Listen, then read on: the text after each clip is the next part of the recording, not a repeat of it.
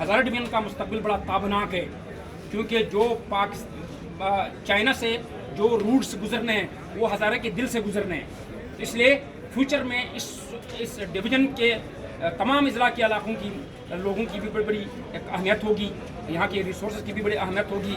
इसलिए हमने अपने कौम को उन बड़े मकासद की उसूल के लिए तैयार करना है, और ये सियासत हमारी यही है कि हम अपने कौम को सिखाएं, उनको दिखाएं और अमली काम से उनको हम तकमील के आप हमें ये बताएं कि रोज़गार के वजह से, क्योंकि बहुत बड़ी बेरोजगारी है कोस्तान के अंदर, आपके एरिया के अंदर, रोज़गार की वजह से आपके पास मनसूबबंदी क्या है?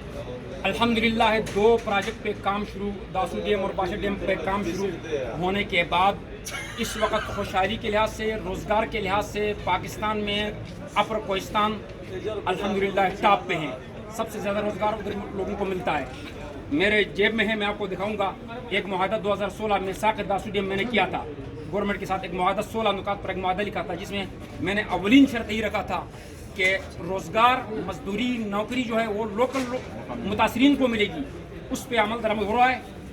ये इस मंसूबे से हमें यह फ़ायदा मिला कि इस वक्त अल्हम्दुलिल्लाह 2500 मेरे कोस्तान के जवान दासू डैम में काम कर रहे हैं।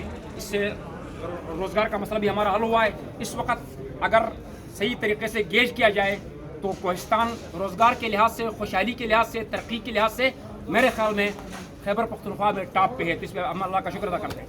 तो इसके अलावा जो वहाँ पर जंगलात की हिफाजत है, उस लिहाज से आप क्या कहना चाहेंगे? जंगलात की